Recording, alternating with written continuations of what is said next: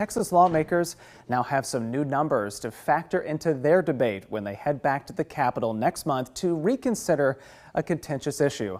A group of Texas voters recently told pollsters they largely oppose an effort to ban vapes, drinks, and gummies containing THC.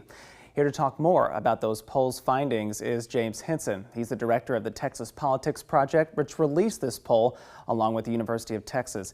Jim, welcome back. Nice to see you.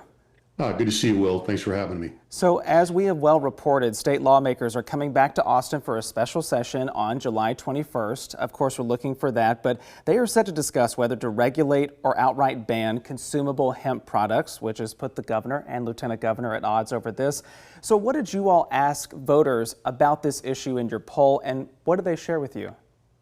Well, I think the most direct question we asked, given where the legislature is, was whether people supported or opposed outline the production and sale of hemp-derived cannabis products. And as you alluded to, only 31% supported, 53% opposed. And I think when we see the lieutenant governor and the governor at odds over this, that's reflecting a lot of the Republican divisions in public opinion.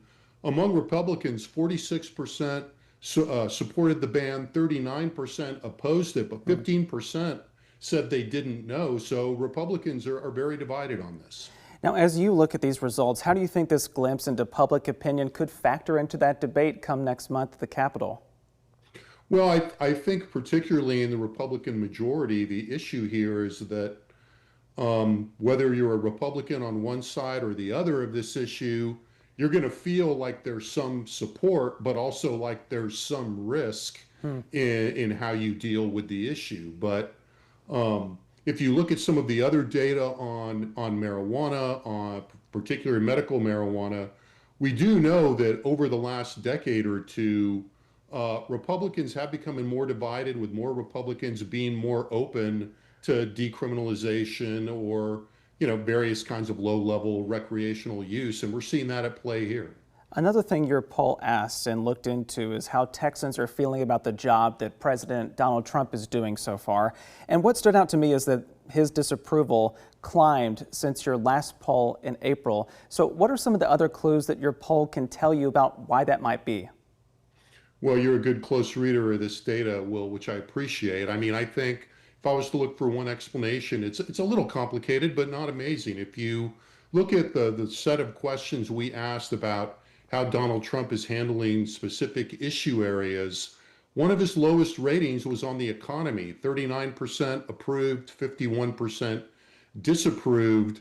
And that kind of gets at an issue that we know is very important to voters. And two of the big issues that drove Donald Trump's election were his personality, but also immigration and border security. As the economy has become more important relative to immigration and border issues, I think this has been a problem for the president. So before we let you go, I want to ask you one more thing. So there's some contentious elections that will be coming up next year. We obviously want to look down the road for that. And you asked voters to share their opinions about the two Republicans who are running for the U.S. Senate seat here in Texas. That, of course, is Ken Paxton and John Cornyn. So how do you think those numbers might impact the primary that we're going to see? Well, I mean, I think that primary is not for a little while, but certainly the numbers that we found in asking Texas voters to look at the job approval, at the job performance, and more personally in their favorability ratings, we saw what we're seeing in a lot of other polling, particularly among Republicans. Ken Paxton is much more popular and viewed much more favorably than John Cornyn.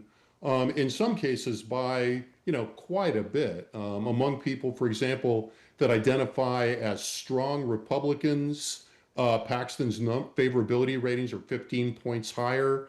They're even much higher than that among people who identify as strong conservatives. But I would also say, remember, that primary election is not for a while. When we ask people how much they've heard about this race, only 9% said they had heard a lot. So there's still a lot of money to be spent and a lot of road to be traveled in this race.